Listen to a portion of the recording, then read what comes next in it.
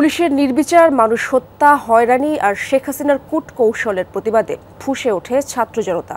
৩৪ জুলাই হাজার হাজার বিক্ষুব্ধ মানুষ জড়ো হয় কেন্দ্রীয় শহীদ মিনারে। বিভিন্ন শ্রেণী পেশার জমায়েতে সরকার পতনের এক দফা ঘোষিত হয় সেদিন বিকেলে।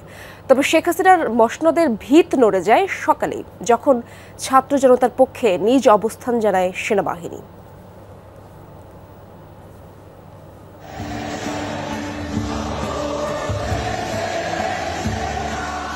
ক্যালেন্ডারের পাতায় সেদিন ৩ আগস্ট ২০২৪, কিন্তু আন্দোলনকারীদের কাছে দিনটি ৩৪ জুলাই। কেন্দ্রীয় শহীদ মিনার, যত দূর চোখ যায় মানুষ আর মানুষ। কে শিক্ষার্থী, কে অভিভাবক, কে পেশাজীবী, চেনা দেয়।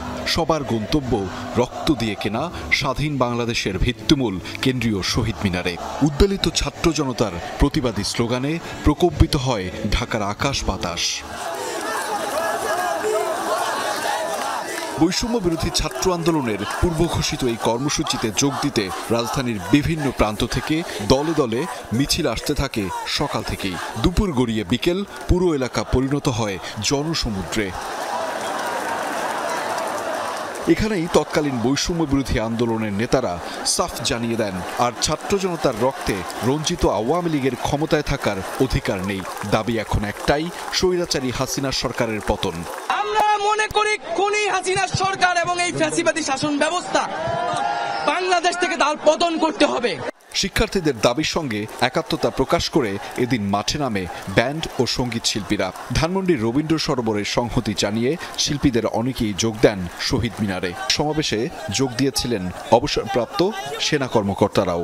সমর্থন আরও জোরালো হয় যখন বিএনপি তাদের অবস্থান জানায়। কেবল নৈতিক সমর্থন নয়, কোটা সংস্কার আন্দোলনে শিক্ষার্থীদের সব ধরনের সহযোগিতা করবে দলটি। ছাত্রদের এই যৌক্তিক আন্দোলন, এই আন্দোলনে আমাদের শুধু সমর্থন নয়, আমাদের সর্ব রকমের সহযোগিতা তাদের সঙ্গে থাকবে। আন্দোলন দমাতে এদিন রাতে সরকারি বেসরকারি বিভিন্ন বিশ্ববিদ্যালয়ের ভিসি, শিক্ষক এবং কলেজ অধ্যক্ষদের সঙ্গে মত বিনিময় করেন শেখ হাসিনা। আন্দোলনকারীদের সাথে আলোচনায় বসার আগ্রহ প্রকাশ করেন তিনি।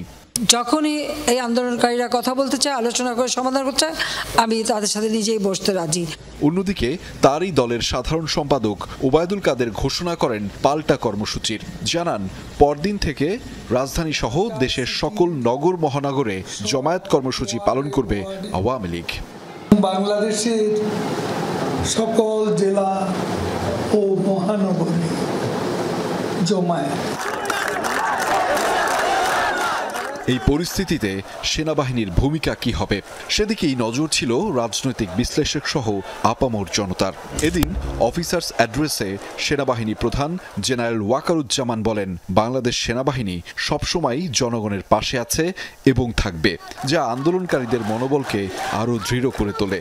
এতে বেগবান হয় এক দফা আন্দোলন, যার ফলশ্রুতিতে ৫ আগস্ট দেশ ছেড়ে পালিয়ে যায় শেখ হাসিনা।